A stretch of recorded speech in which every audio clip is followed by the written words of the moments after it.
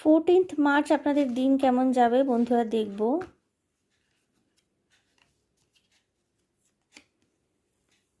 Queen of swords আসছে, 7 of wands আসছে, 8 of wands আসছে,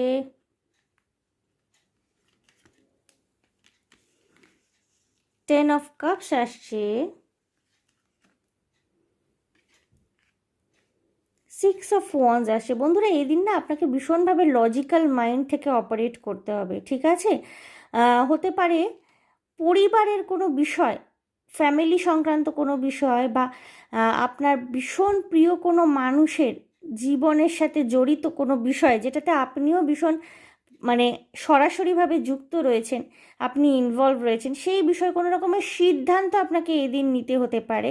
বন্ধুরা আপনাদেরকে এটাই গাইড করা হচ্ছে যে যতই আপনার হৃদয় এই ব্যাপারে ইনভলভ থাকুক না কেন, মানে তারা আপনার পরিবারের লোক, ইমোশনালি আপনারা ভীষণভাবে কানেক্টেড, তাও কিন্তু এই বিষয়ে সিদ্ধান্ত নেওয়ার ক্ষেত্রে না আপনাকে ভীষণ লজিক্যাল মাইন্ড থেকে অপারেট করতে হবে।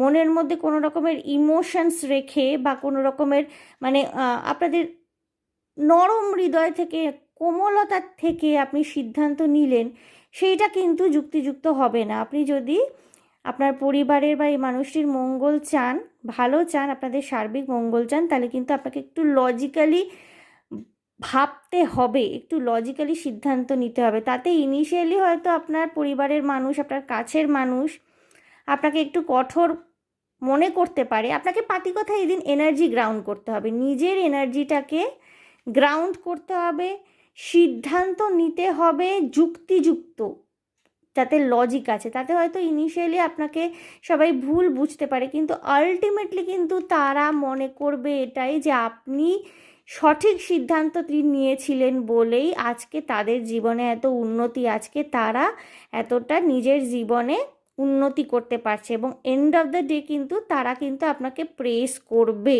ঠিক আছে? সুতরাং ইমোশনাল মাইন্ডকে সাইডে রেখে লজিক্যাল মাইন্ড থেকে অপারেট করুন বন্ধুরা। জয় কিন্তু আপনারই হতে চলেছে এই দিনটিতে, ঠিক আছে? কোনো রকমের শুভ সংবাদ, সুসংবাদ আপনি লাভ করতে পারবেন। আপনার পরিবারের কোনো মানুষের বিয়ে হতে পারে, বা কোনো রকমের ওয়েডিং সেরিমনি সামনে আসছে, তার নিমন্ত্রণ পেতে পারেন, সেখানে সবাইকে নিয়ে মিলেমিশে আনন্দ করতে যেতে পারবেন, লোকের প্রশংসা পাবেন এই দিনটিতে আপনি। খুবই একটি আনন্দজনক দিন হতে চলেছে আপনার জন্য এটি। সুতরাং all the best for the day বন্ধুরা।